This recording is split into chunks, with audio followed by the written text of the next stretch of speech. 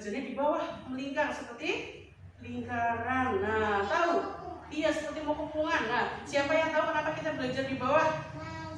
Nggak tahu. Hari ini kita mau belajar tentang keyakinan kelas atau kesepakatan yang dibuat di dalam kelas yang kita buat bersama anak-anak dan juga sama bu guru. Hari ini bu guru mau menempel dulu. Kertas yang kita tempel dulu. Nah, warnanya apa ya? Merah. Warnanya merah. Siapa yang suka warna merah? Aku. Sekarang tangannya masih jadi dulu. Bu guru punya dendeng. Nah,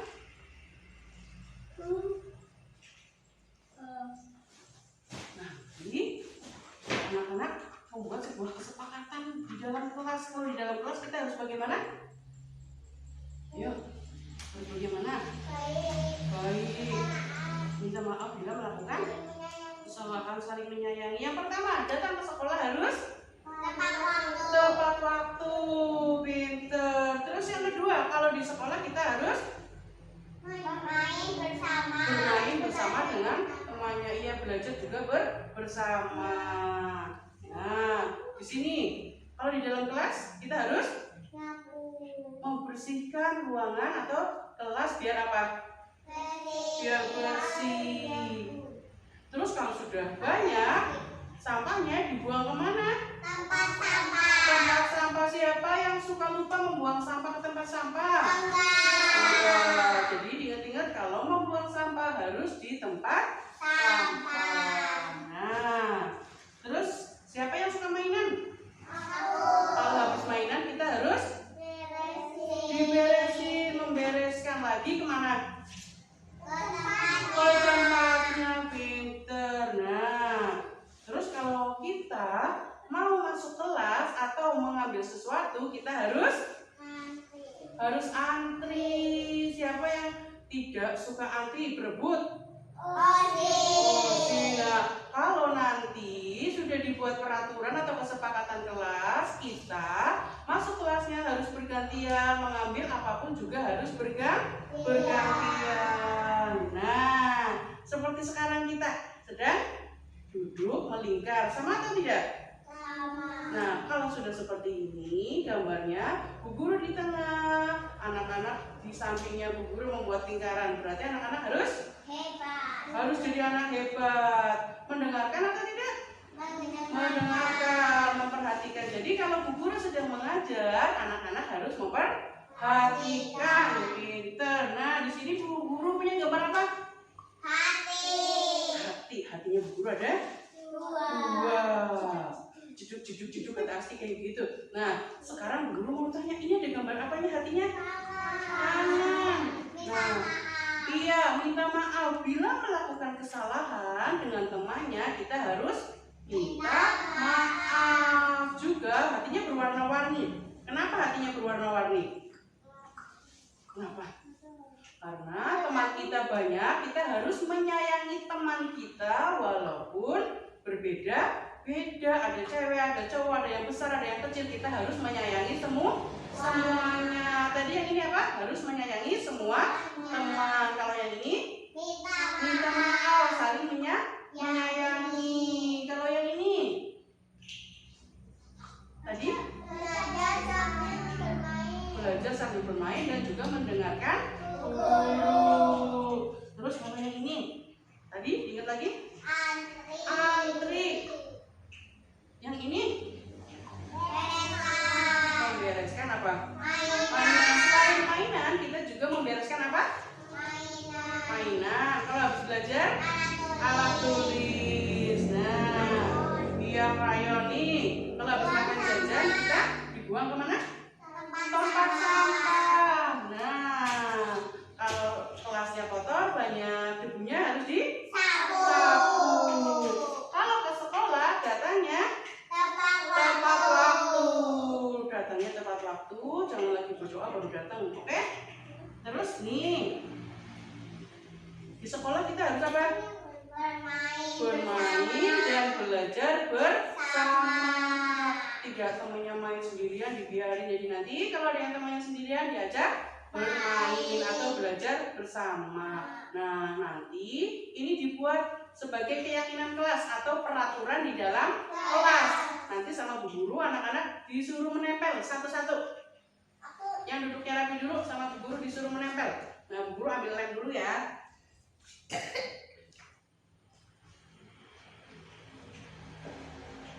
Jeng jeng. Bu Guru punya lem. Nah, di sini keyakinan kelas. Bu Guru lem dulu ya. Keyakinan kelas. Iya, nanti dulu. Bu Guru lem dulu. Keyakinan kelas atau kesepakatan di dalam kelas, kesepakatan peraturan di dalam kelas. Nah, siapa yang mau datang ke sekolah tepat waktu?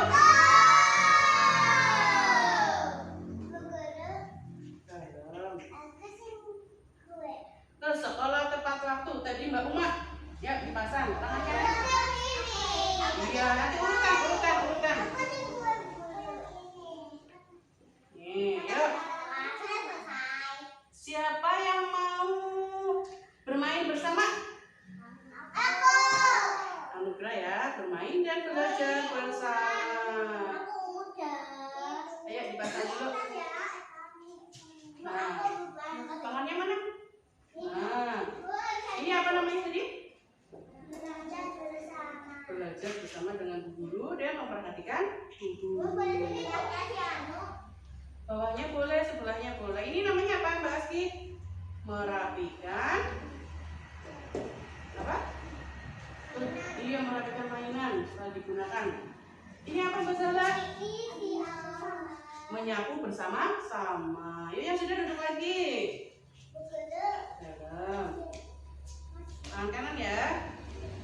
Nah, ini hati. Hatinya dijejeri jadi satu. Ya. Ini apa gambar apa?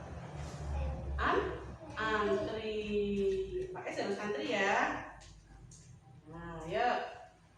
Hetan harus harus membuang sampah ke tempatnya. Kalau habis makan jajan dibuang ke tempat sampah. Iya. Nih, Mas Hetan tempel. Terus ini Mas Hetan.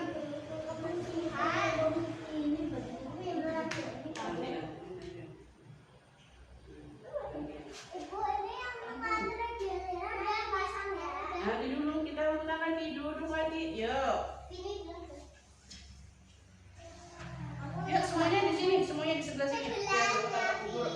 Yuk. Nah, sini. Ini nggak dipasang. Ini nggak ditempel. Mana? Enggak. Itu nanti kita memberi nama di mana? Di bawah gambarnya. Apa itu namanya? Aulin. Nah, coba siapa yang tahu ini gambar apa? Aku. Apa gambar apa? Mendengarkan Bu Guru atau memperhatikan saat belajar. Mana ya nih? Ya di bawahnya ya. Kalau di atasnya. Yuk berdiri yuk. Di atasnya boleh. Nah. Terus yang ini apa? Yang ini apa?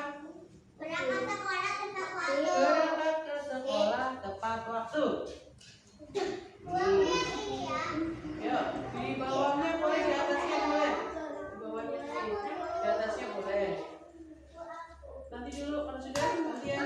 Nah, ya sudah duduk yuk. Nah, yang ini apa? Buang sampah ke tempat sampah, berarti menjaga kebersihan.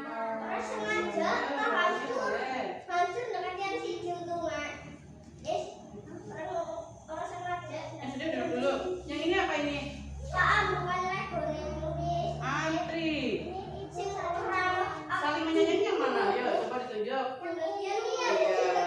Iya, yang sudah duduk yuk. Saling menyayangi. Bu Guru tempel di sini ya.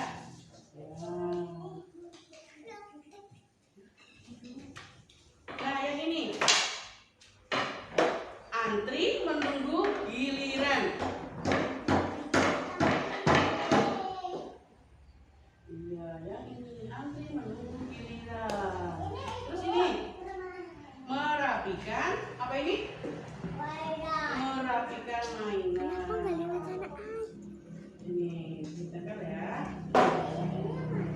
Ini apa namanya? Bermain bersama. Mana? Iya. Dalam? Masih sedikit. Ya, semuanya kesini lagi ya. Guru mau tanya satu-satu. Yuk. Dari atas, dibuat dulu ya, dibaca dulu bareng-bareng. Keyakinan kelas. Yang pertama, memperhatikan saat belajar. Yang kedua, bermain bersama. Yang ketiga, saling menyayangi. Yang keempat, ada datang tepat waktu, bermain bersama. Terus antri menunggu giliran. Dan juga jangan lupa merapikan mainan. Oke? Ini sama, kita membersihkan atau menjaga kebersihan. Oke? Kita buat kesepakatan atau keyakinan kelas hari ini harus ditepati. Coba melakukan semua. Siap? Aku ingin jadi anak hebat. Bareng sekali lagi. 1, 2, 3. Aku ingin jadi anak hebat. Jempolnya mana? Yes. Yuk, 1, 2, 3. TK.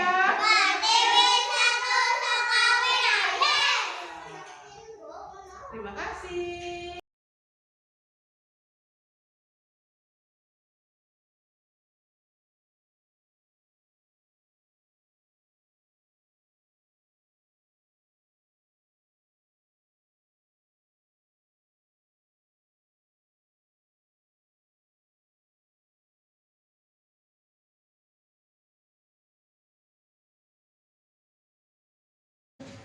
Ini guru punya apa?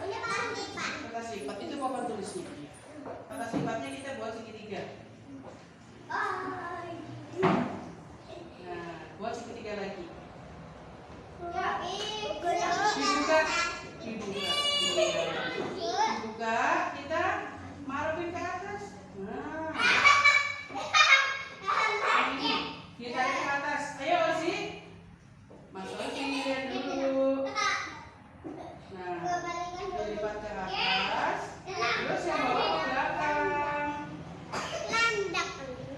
Jadi apa? Ini jadi apa? Kepala kucing. Kalau kepala kucing ada apanya? Ada mata. Ada apanya lagi? Hidung.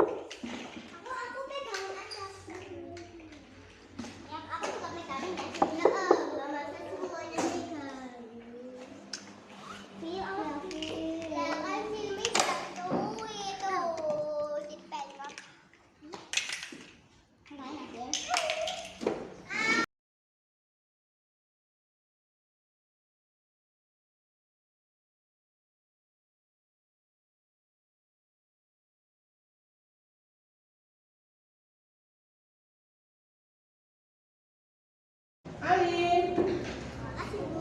Iya, anu. Aku dulu. Mbak Asli urutan dong. Ayo, ayo. Terima kasih. Pani. Mbak Asli, tadi kenapa nyerobot antrian ayo? Mau duluan. Memang kalau mau duluan harus dirobot. Iya, itu tidak baik. Nanti kalau Mbak Aski suka nyerobot, nanti sama temennya gimana? Dimarahin sama temennya. Jadi Aski gimana kalau mau mendapatkan apa yang dikasih sama Bu Guru tadi? Harus antri pinter. Aski mau ngulangin lagi nggak? Enggak. Aski kalau nggak mau ngulangin harus apa? Minta maaf. Iya. Aski berjanji tidak apa?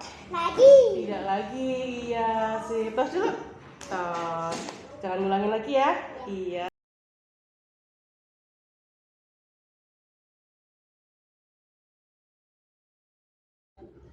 Assalamualaikum warahmatullahi wabarakatuh. Waalaikumsalam warahmatullahi wabarakatuh. Terima kasih untuk hadirannya ibu-ibu semua. Di sini saya akan mengundang kalian dengan tujuan yaitu diseminasi pemahaman dan pengalaman penerapan budaya. Ini sebagai tugas salah satu dari tugas kami yaitu untuk aksi nyata nomor 1.4. Salam dan bahagia. Selamat datang untuk guru-guru hebat yang ada di sini. Mari belajar bersama, berkolaborasi, saling mendukung demi mewujudkan budaya positif di sekolah kita. Diseminasi pemahaman dan pengalaman penerapan budaya oleh saya yang Hidayah Cinta SPD AUD dari TK Pertiwi 1 Sokawera CGP angkatan 7 kelas 07049 Jateng. Yang pertama, konsep Merdeka Belajar menurut Ki Hajar Dewantara bahwa mendidik dan mengajar dalam proses memanusiakan manusia sehingga memerdekakan manusia dan dalam segala aspek kehidupan baik secara fisik, mental, jasmani, dan rohani. Dalam ini kita di daerah Banyumas seperti Koko Bawah Semar yaitu adalah sifat yang suka ngomong walaupun beliau itu tidak sepertinya kelihatan aku dan kelihatan sombong, sebenarnya mereka tidak, dan kita sebagai pendidik kita harus ngomong atau among, mempunyai sistem among. Terus prinsip kepemimpinan sebagai seorang guru yaitu satu, ingat so sutulodo, yang kedua ada ingmadyo mangkaso, terus yang ketiga tuturi handayani. Ingat so sutulodo yaitu orang tua atau guru sebagai suri teladan anak atau siswa. Ingmadyo mangkaso yang di tengah memberikan semangat ataupun ide yang mendukung. Tuturi handayani yang di belakang memberikan motivasi atau contoh. Asas-asas dalam pendidikan ada 5 yaitu asas kemerdekaan, asas kodrat alam, asas kebudayaan, asas kebangsaan, dan asas kemanusiaan. Asas kemerdekaan yaitu kita harus merdeka belajar dalam mengajar kepada anak-anak. Kodrat alam atau kodrat zaman, kodrat alam kita harus menyesuaikan atau mengikuti kodrat karena anak-anak memiliki karakter atau sifat yang berbeda-beda dari latar belakang keluarga juga yang berbeda. Kebudayaan kita harus mengikuti alur atau mengikuti zaman sesuai dengan kebudayaan yang sedang berjalan saat ini. Kebangsaan kita menumbuhkan suatu nilai dari nasionalis anak, mengenalkan itu apa itu kebangsaan, apa itu Indonesia, tentang keindonesiaan atau kebangsaan kepada anak. Asas kemanusiaan kita memanusiakan anak seperti kita menganggap anak itu benar-benar seperti kertas yang sudah terisi, kita hanya tinggal menebalkan, karena anak sejatinya bukan kertas yang kosong yang kita isi. Ya, dari itu tadi adalah sebuah gambaran dari mana pendidikan menurut Ki Hajar Dewantara. Yang mau saya terangkan di sini atau kita ibaskan di sini adalah latar belakang budaya positif. Di sini pendidikan adalah sebuah tuntutan atau tuntunan dalam hidup dan tumbuh kembang anak. Setiap anak memiliki kekuatan dirinya sendiri, memiliki pengalaman dan kekayaan. Pendidikan haruslah membimbing dan menguatkan apa yang ada di dalam diri setiap anak agar dapat memperbaiki tingkah lakunya. Selain itu, guru juga sebagai pamong dapat memberikan tuntunan agar anak dapat menemukan kemerdekaannya dalam belajar. Guru diharapkan memiliki nilai-nilai positif yang dibutuhkan untuk membentuk karakter pelajar Pancasila dengan memberi contoh dan melakukan pembiasaan yang konsisten di sekolah. Pengembangan budaya positif dapat menumbuhkan motivasi intrinsik dari diri anak untuk menjadi pribadi yang bertanggung jawab dan berbudi pekerti.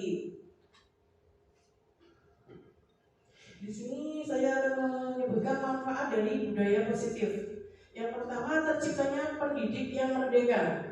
Di sini pendidik yang merdeka kita tidak hanya mengacu kepada sebuah kurikulum, tapi kita belajar tentang apa yang ada tentang pembelajaran yang sedang berjalan saat ini. Karena ya dari dulu sebelum adanya kurikulum merdeka ini kita lebih fokus kepada seperti panduan-panduan yang sebelumnya. Terus terciptanya anak didik yang merdeka. Kita juga memberikan kebebasan atau kemerdekaan kepada anak. Anak jangan dituntut kamu harus mengerjakan ini, kamu harus belajar ini, kamu harus menyelesaikan ini. Jadi kita memberikan kebebasan kepada anak atau kemerdekaan kepada anak.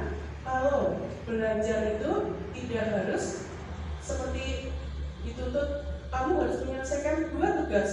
Jadi kita anak diberi tugas, diberi pilihan. Seumpama kita mengerjakan seperti menggunting dan mewarnai, kita bisa memberikan tugas hanya anak boleh memilih 1, menggunting saja atau boleh dua-duanya. Karena kita memberikan kebebasan agar anak tidak merasa tertekan. Jadi anak merasa aku sebenarnya kepengen ini, tapi sama guru tidak boleh. Jadi merasa anak itu dikekang. Jadi kita harus memberikan kebebasan kepada anak. Terus meningkatnya pengetahuan pendidik. Di sini juga pengetahuan pendidik akan lebih meningkat. Terus pendidik lebih mudah dalam menilai. Di dalam penerapan di budaya positif, seorang guru itu lebih mudah menilai bila anak-anak lebih melakukan disiplin, lebih tenang dalam pembelajaran, mereka juga lebih nyaman dalam pembelajaran. Adanya ide-ide dan persepsi yang beragam. Dari budaya positif tersebut ada penemuan-penemuan atau ide-ide dari anak ataupun dari guru. Terciptanya rasa aman, nyaman, dan menyenangkan di dalam belajar. Karena dengan budaya positif, anak-anak juga pertama di dalam sekolah itu, di dalam lingkungan sekolah terutama itu, anak akan merasa lebih nyaman. Karena yang dari awalnya ada anak-anak yang suka berantem atau berteriak atau saat pelajaran suka ada yang berlarian.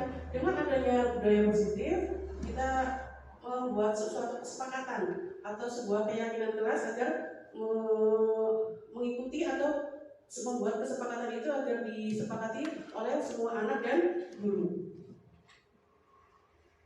Di sini budaya positif sendiri adalah nilai-nilai, keyakinan-keyakinan dan kebiasaan-kebiasaan di sekolah yang berpihak pada murid agar murid dapat berkembang menjadi pribadi yang kritis, penuh tanggung jawab dan hormat kepada orang yang lebih tua. Langkah-langkah dan strategi dalam mewujudkan budaya positif di sekolah. Yang pertama adalah dengan disiplin positif. Yang kedua, nilai kebajikan dan keyakinan kelas. Posisi kontrol, kebutuhan dasar, segitiga restitusi. Yang pertama, disiplin positif. Disiplin positif merupakan suatu pendekatan pendidik murid untuk melakukan kontrol diri dan kepercayaan diri. Nilai kebajikan dan keyakinan kelas. Tujuan mulia ini mengacu pada nilai-nilai dan prinsip mulia yang dianut seseorang. Posisi kontrol. Posisi kontrol di sini ada 5: memberikan hukuman, pembuat rasa bersalah, teman, pemantau, dan manajer. Kebutuhan dasar. Kebutuhan dasar di sini ada bertahan hidup, kasih sayang, dan rasa diterima, penguasaan, kebebasan, dan kesenangan. Segitiga restitusi. Menstabilkan identitas, validasi tindakan yang salah, menanyakan keyakinan. Disiplin positif. Disiplin positif merupakan suatu cara penerapan disiplin tanpa kekerasan dan ancaman yang dalam prakteknya melibatkan komunikasi tentang perilaku yang efektif dalam pendidikan dan antara pendidik dan pemurid. Dalam penerapan disiplin positif ini, murid diajarkan untuk memahami konsekuensi dari perilaku mereka sendiri. Selain itu, disiplin positif juga mengajarkan anak tanggung jawab, serta rasa hormat dalam berinteraksi dengan lingkungannya. Disiplin positif juga merupakan salah satu cara menerapkan disiplin yang bertujuan untuk menumbuhkan kesadaran serta memberdayakan anak untuk melakukan suatu tanpa suatu sokokan, ancaman ataupun hukuman. Disiplin positif akan melahirkan nilai-nilai kebajikan. Nilai-nilai kebajikan sendiri itu adalah seperti yang kita terapkan adalah seperti dalam profil pelajar Pancasila. Profil pelajar Pancasila isinya apa saja, Ibu masih ingat? Yang pertama ada beriman, mengapa, dan berlian, ya, iya.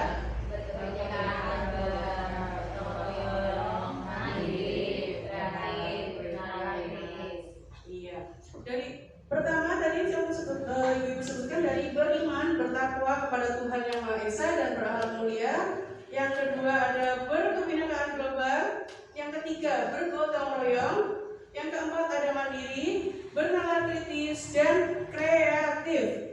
Di sini beriman bertakwa kepada Tuhan Yang Maha Esa dan berakhlak mulia sepertinya sudah kita terapkan dengan kegiatan-kegiatan seperti membaca doa sehari-hari, membaca suratan, terus melakukan menyayangi sesama, terus berkebinekaan global, bergotong royong. Mungkin sudah Ibu terapkan di sekolah ya? Insya Allah. Nah, di sini saya membuat sebuah keyakinan kelas. Mohon maaf videonya. Nah, keyakinan kelas di sini saya membuat sebuah keyakinan kelas agar disiplin positif itu terwujud.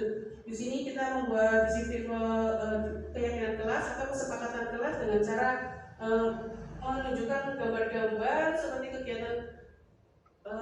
kegiatan pembelajaran hari-hari biasa. Jadi kita tidak anak disuruh menulis atau membaca, tapi anak-anak hanya disuruh ini gambar apa, atau pertama kita buat gambar, kita membuat gambar, kita buat kesepakatan kelas. Jadi kita ini gambar apa, anak-anak menyebutkan. Jadi kesepakatan kelas yang kita buat adalah dengan kesepakatan bersama, terus dengan dilakukan atau disepakati bersama agar lingkungan sekolah menjadi aman, nyaman, jadi pembelajaran juga lebih kondusif.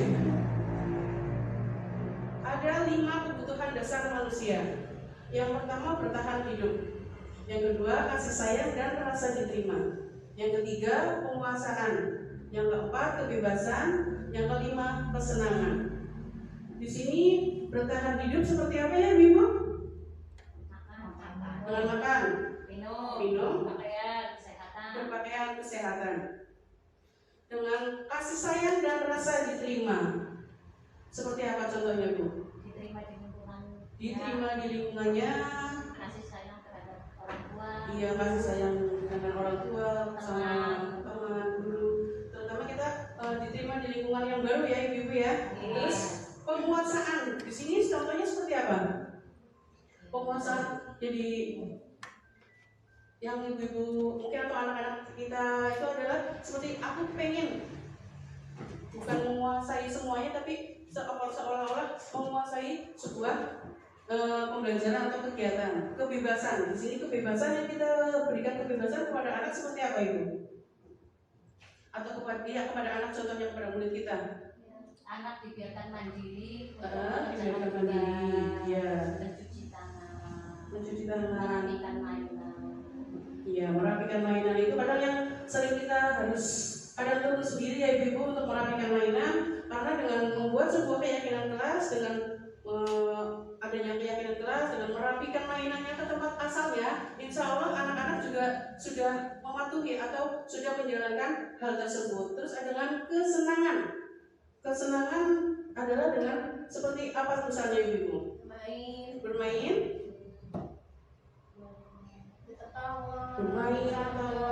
bernyanyi, berlari, yang membuat anak-anak senang. Ibu-ibu juga senang atau tidak bila disuruh menyanyi, menari tanpa ada tugas-tugas atau beban-beban yang lain? Senang, saya pun senang. Tapi di zaman yang sekarang ini ternyata tuntutan guru tidak hanya mengajar atau sebuah memberikan ilmu atau pengajaran membimbing anak. Ternyata guru adalah bukan dibebani, diimbui tugas, mulai dari banyak lah seperti yang mungkin ibu juga mengalaminya. Sebenarnya tugas guru hanyalah harusnya mendidik, tidak dengan administrasi, tapi ternyata kita dengan administrasi, walaupun kita di depan anak membuat anak nyaman, bahagia, senang, nyaman, tapi di belakang kita harus kembali lagi kepada administrasi. Semangat ibu-ibu? Semangat. Dengan adanya posisi kontrol. Posisi kontrol di sini ada 5. Penghukum, pembuat merasa bersalah, teman, pemantau, dan manajer. Penghukum di sini bisanya menggunakan hukuman fisik atau hukuman secara verbal, seperti mencubit, mungkin memukul, menendang. Itu sangat dilarang atau adalah sebuah posisi yang sangat dilarang atau sebuah yang gagal, pola asuh yang sangat dilarang dan bisa menyebabkan anak juga gagal dalam pendidikan atau dalam mentalnya. Karena dengan penghukuman secara fisik juga dengan menunjuk membuli, itu juga termasuk nantinya dalam penghukuman yang akan membekas secara lama atau terus-menerus kepada anak, sehingga anak menjadi lebih agresif. Kadang dilakukan juga berulang kali karena aku hanya mendapatkan hukuman seperti itu, biarin aja lah. Jadi anak-anak akhirnya tidak mendengarkan kita. Jadi anak-anak lebih suka dengan dirinya mereka. Terus yang kedua, membuat rasa bersalah.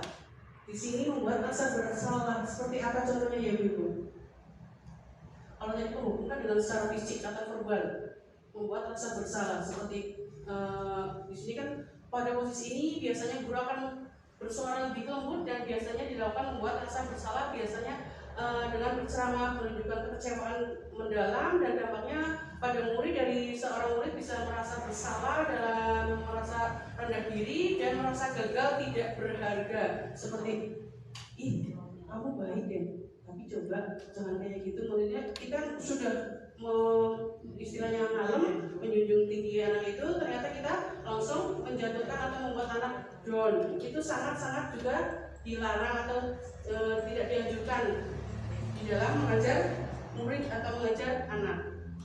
Posisi kontrol teman. Nah, di sini posisi kontrol teman.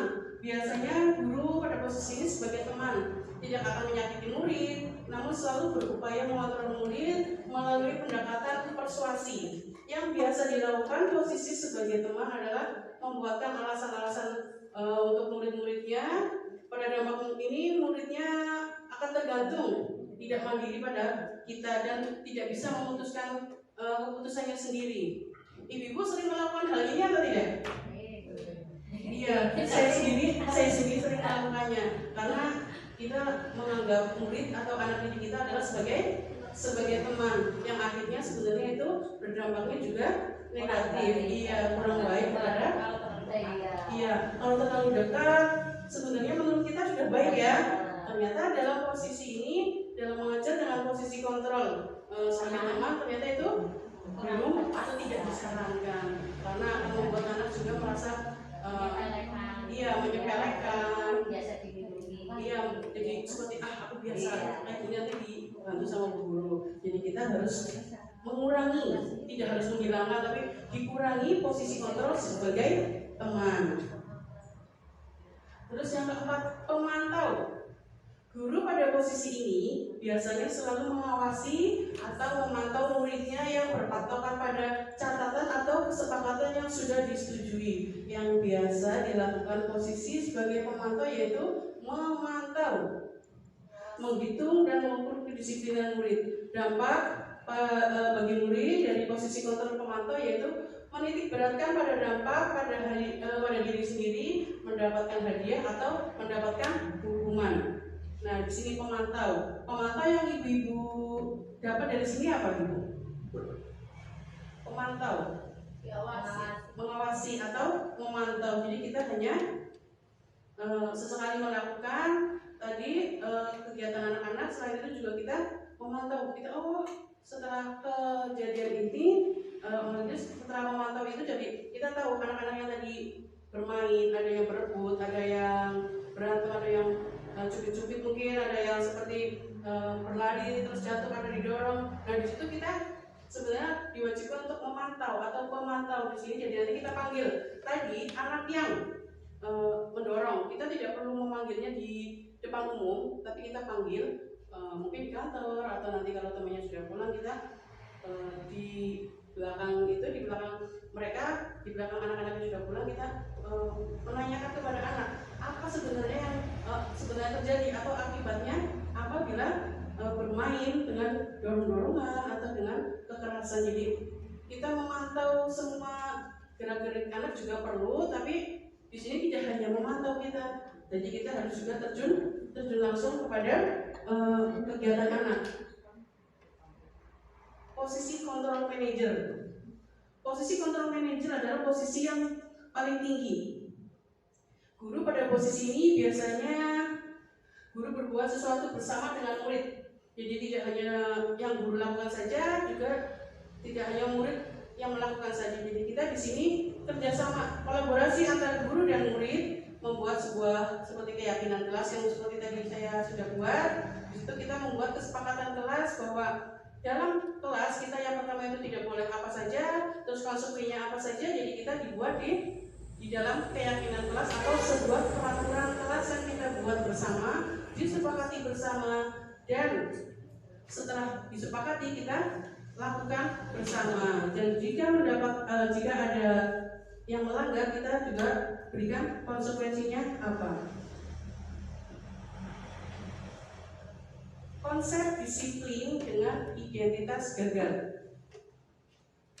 Yang pertama adalah hukuman dan penghargaan. Hukuman di sini sangat tidak dianjurkan dan tidak boleh. Terus penghargaan seperti hadiah itu juga sebenarnya tidak dianjurkan di dalam kita mendidik. Hukuman yang pertama akan membuat anak menjadi sakit atau menyakitkan hatinya anak-anak, terus membuat anak tidak nyaman. Terus murid juga kadang merasa takut, aku nggak mau lah berangkat hari ini, nanti dihukum lagi sama bu guru itu, karena kemarin aku kayak gini aja dimarahin, dihukum. Terus memaksa, jadi kita seakan-akan memaksa anak untuk melakukan kegiatan yang anak-anak tidak sukai.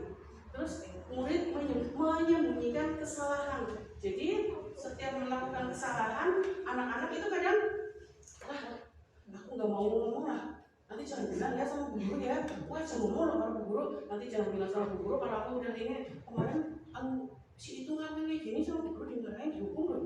Jadi akhirnya mereka semua kompak melakukan kesalahan atau menyembunyikan kesalahan itu bersama-sama. Terus murid menjadi lebih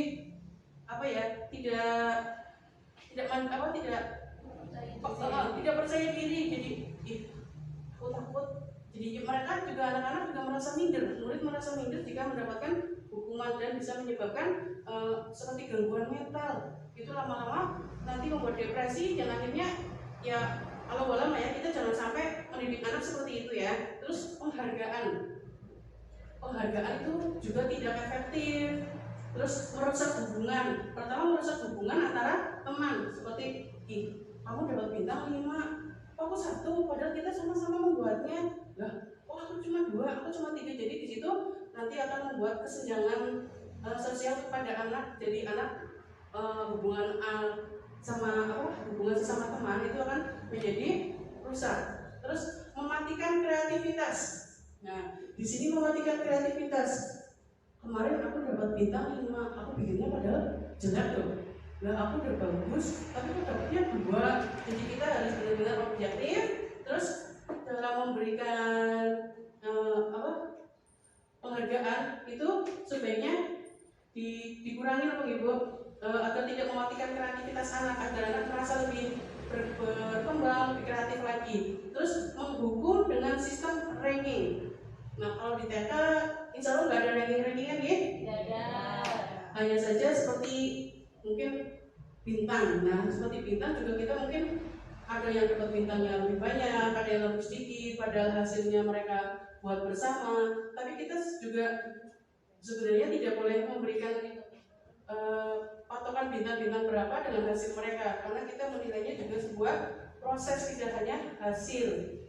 Terus merampas hak anak untuk menghargai dirinya. Jadi anak itu tidak merasa dihargai. Wah, aku selalu mengerjakan seperti ini sama bu guru kok tidak dikasih bintang banyak, padahal saya sudah membuat sendiri, sudah membuatnya bagus. Jadi yang dihargai hanya apa? Hanya teman itu. Jadi anak-anak itu nggak merasa dihargai dengan adanya penghargaan tersebut. Jadi kita harus benar-benar membuat sebuah konsep disiplin yang dengan identitas anti gagal. Nah, di sini kita ada identitas yang gagal, di sini ada identitas anti gagal atau identitas yang baik. Konsep disiplin dengan identitas yang sukses dengan konsekuensi dan restitusi.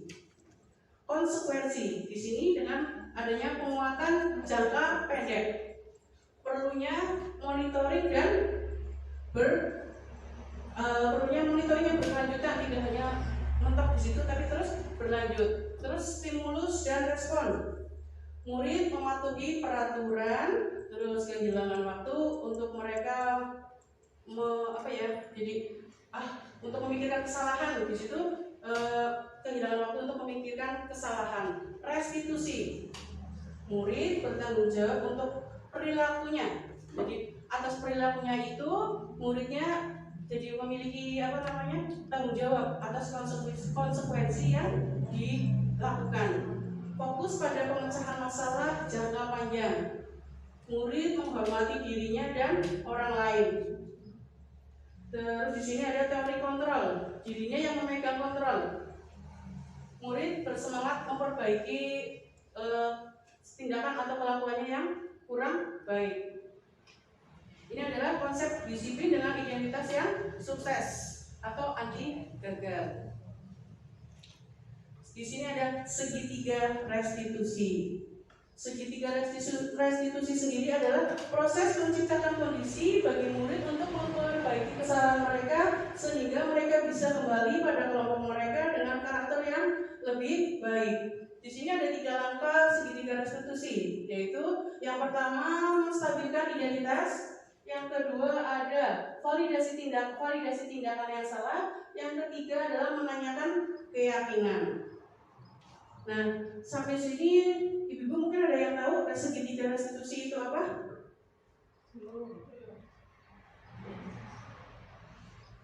Segitiga restitusi yang tadi adalah ada menstabilkan identitas, validasi tindakan yang salah, dan menanyakan keyakinan. Di sini adalah tadi termasuk yang disiplin adalah kedisiplinan yang anti gagal atau sukses. Kita lanjut ya Bu? Ya, boleh. Di sini yang pertama adalah dari segitiga restitusi itu ada yang pertama adalah menstabilkan identitas. Jika yang pertama adalah berbuat salah itu tidak apa-apa, tidak ada manusia yang sempurna. Saya juga pernah melakukan kesalahan seperti itu. Kita bisa menyelesaikan ini. Kamu berhak merasa begitu. Apakah kamu sedang menjadi teman yang baik buat dirimu sendiri? Bapak atau ibu tidak tertarik mencari siapa yang salah, tapi ingin mencari solusi dari permasalahan tersebut. Dengan menstabilkan identitas, kita mencari Bu? Pokok permasalahannya. Jadi kita tidak hanya mendengar dari anak, guru si anak tadi nyubit si B. Jadi kita mencari permasalahannya. Sebabnya dia dicubit kenapa dia bisa melakukan hal seperti itu kepada temannya. Terus yang kedua ada validasi tindakan yang salah. Di sini seperti kamu pasti punya alasan mengapa melakukan hal itu. Terus ada lagi, kamu patut bangga pada dirimu sendiri karena kamu telah melindungi sesuatu yang penting buatmu. Terus yang ketiga, kamu boleh mempertahankan sikap itu, tapi kamu harus menambahkan sikap yang baik. Nah, dari validasi tindakan yang salah, kita harus tahu, jadi benar-benar tahu pokok permasalahannya apa, kenapa anak itu melakukan hal tersebut kepada temannya. Jadi kita tidak hanya mendengar satu informasi atau satu sumber. Jadi kita mencari beberapa sumber dari mungkin si A, si B, sudah kita korek informasinya, kita menanyakan lagi kepada teman yang satu kelas itu.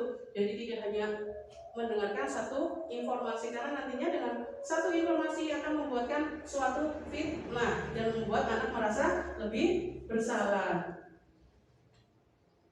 Terus yang ketiga adalah menanyakan keyakinan. Seperti apa yang kita percaya sebagai kelas atau keluarga. Apa nilai-nilai umum yang kita telah sepakati. Terus apa bayangan kita tentang kelas yang ideal. Terus di sini ada kamu mau orang yang lebih seseorang yang lebih mengetahui tentang diri kamu. Dan di sini keyakinan, menanyakan keyakinan berarti kita dengan membuat sebuah keyakinan kelas atau kesepakatan di dalam kelas. Nah, di sini nilai-nilai umum yang kita sepakati, kita terapkan kepada anak, kita lakukan bersama, terus kita juga membuat sebuah konsekuensi dari kesepakatan kelas tersebut.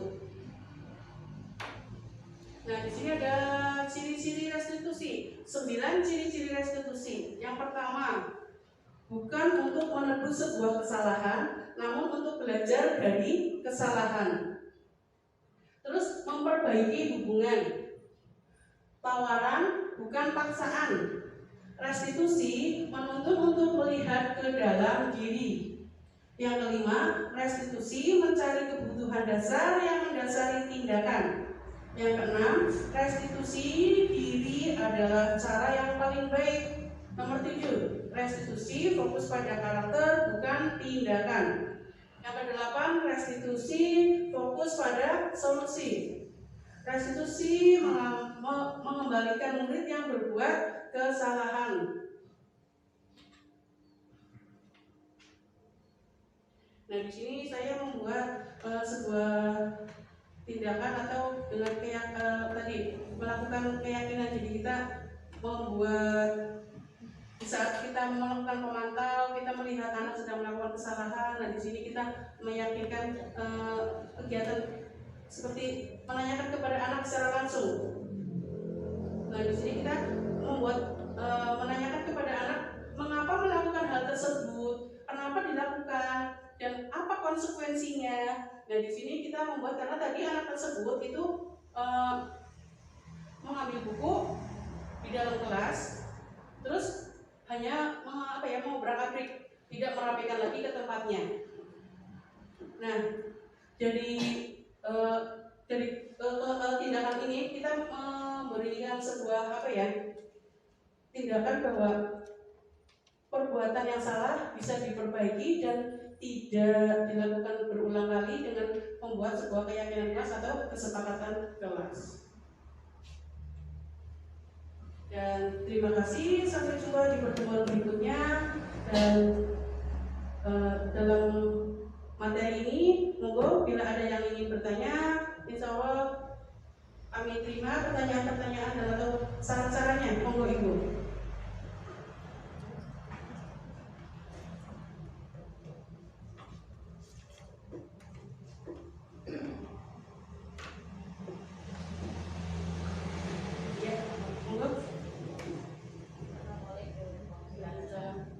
Assalamualaikum warahmatullahi wabarakatuh.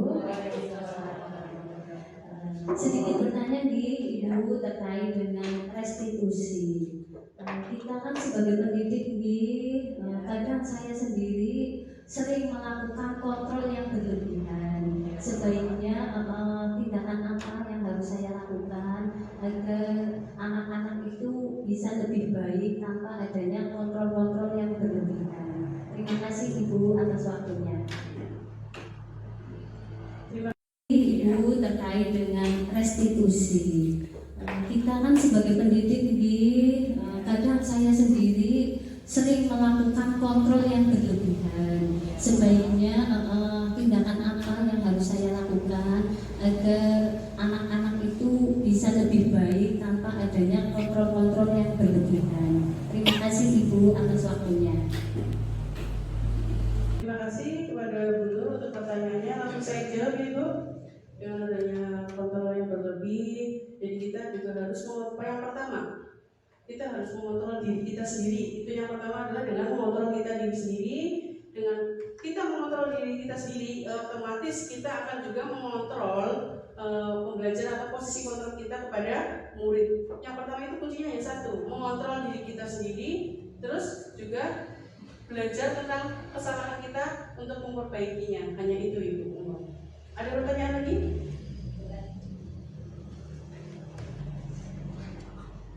Assalamualaikum warahmatullahi wabarakatuh. Waalaikumsalam warahmatullahi wabarakatuh. Saya menanyakan yang restitusi itu Bu Linda. Ya. Seumpama yang membuat kesalahan anak itu berkelompok. Jadi 3 anak seumpama ya membuat 1 anak menangis. Bagaimana penanganannya? Apakah anak itu diajak restitusi dialog itu bersama-sama atau bagaimana? Terima kasih.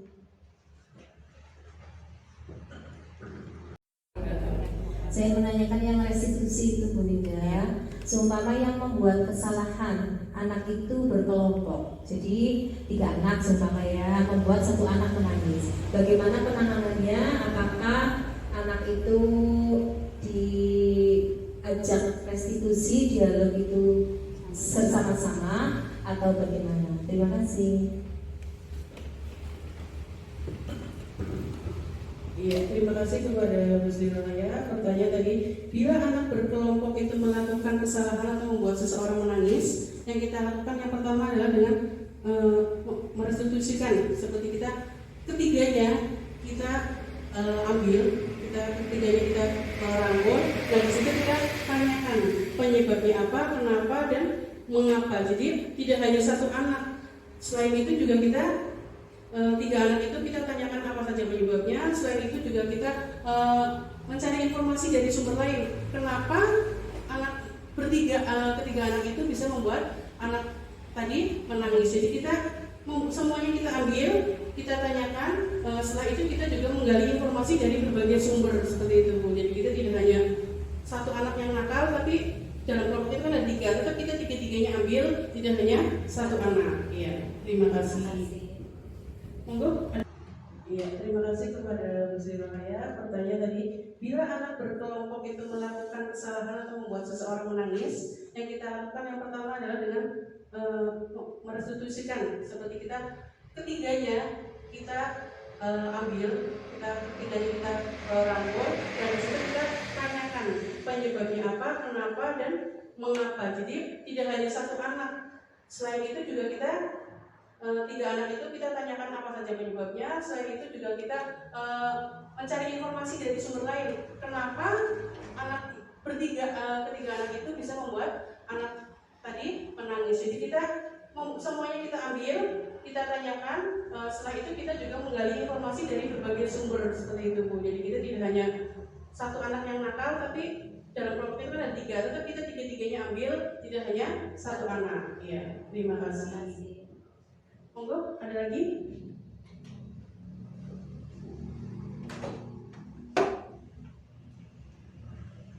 Assalamualaikum warahmatullahi wabarakatuh.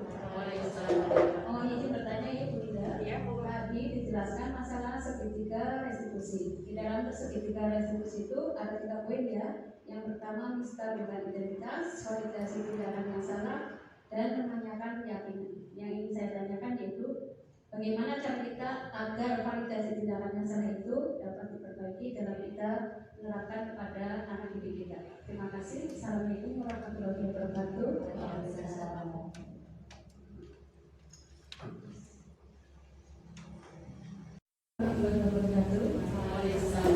Oh, ini bertanya ya Bu Linda. Tadi dijelaskan masalah segitiga restitusi. Di dalam segitiga restitusi itu ada 3 poin ya. Yang pertama mista dengan identitas, validasi tindakan yang salah, dan menanyakan keyakinan. Yang ingin saya tanyakan yaitu bagaimana cara kita agar validasi tindakan yang salah itu dapat diperbaiki dalam kita menerapkan kepada anak didik kita. Terima kasih. Assalamualaikum warahmatullahi wabarakatuh. Waalaikumsalam.